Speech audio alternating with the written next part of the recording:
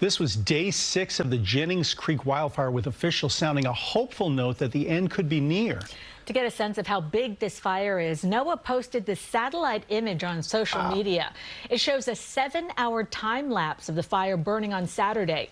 Tony Aiello reports on the firefight strategy that's protecting homes in Greenwood Lake. Smoke on the water of Greenwood Lake, and in this case, it's a good sign.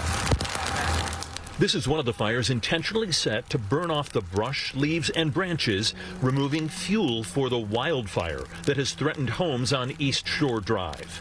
Firefighters, some of them volunteers from upstate, are trekking up steep inclines to do much of the work with hand tools.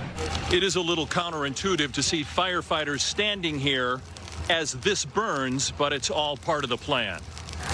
Because the so-called burnout operation is clogging streets with fire rigs, local schools are canceled Thursday and Friday.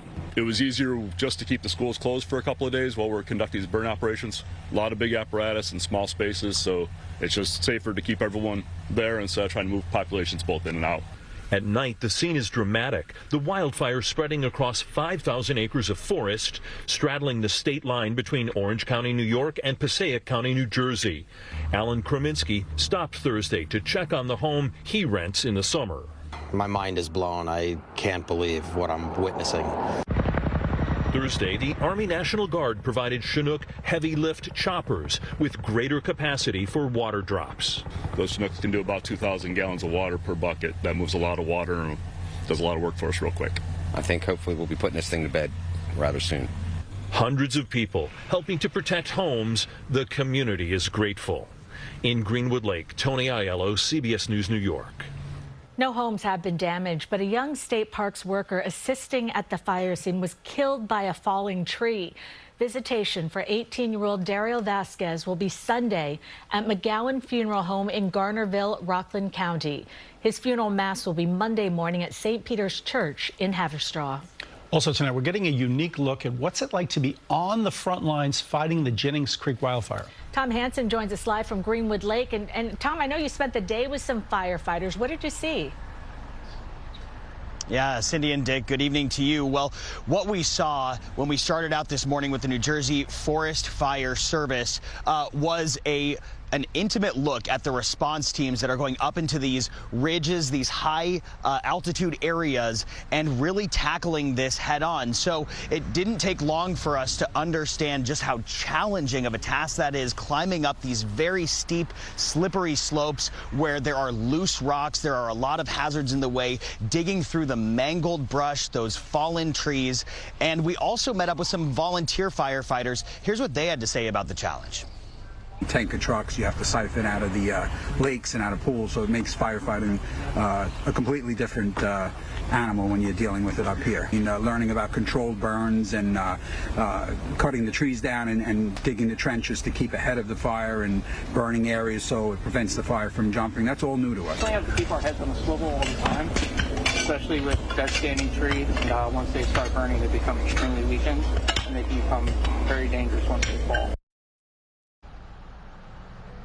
So, it was really interesting because those firefighters that you heard from off the top of that soundbite, they were actually from Long Island. There is a lot of cross-state partnerships going on here because it serves both states' interests to put this fire out. One of the New Jersey firefighters that we spoke to said it was especially important that they come over to the New York side, which is where we actually were taken along up on the ridge, because they didn't want the flames to then carry back over to New Jersey. So as you can see, this whole community is intertwined. Now, what they were doing while on the ground, they were setting a perimeter around the flames, they call that a fire break. It's about a 4 to 6 foot patch of soil where they break up all of that foliage, all of that dried brush that can serve as fuel for the flames. They hope that by doing this, they will be able to predict where the fire can go and contain it even further than that 50% that we've been seeing throughout the day. Guys. Yeah, Tom, and I guess the concern right now would be that things flare up again, or the wind. What is it that you see?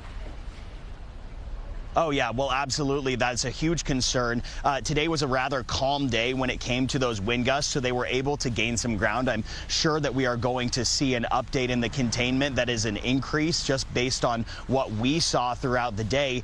But you should also keep in mind there's a ton of foliage on the ground right now. It is bone dry, and that allows those embers to smolder and smolder and smolder for days on end. So just because there are no flames, that doesn't mean that there isn't burning happening beneath what you're seeing on the ground level. So that's a huge concern. Also, these drought conditions are a huge concern as well. The governor urging people here, the governor in New Jersey, I should say, urging people to conserve water because that is of imminent concern. Guys. All right, Tom Hanson live from Greenwood Lake. Tom, thank you very much.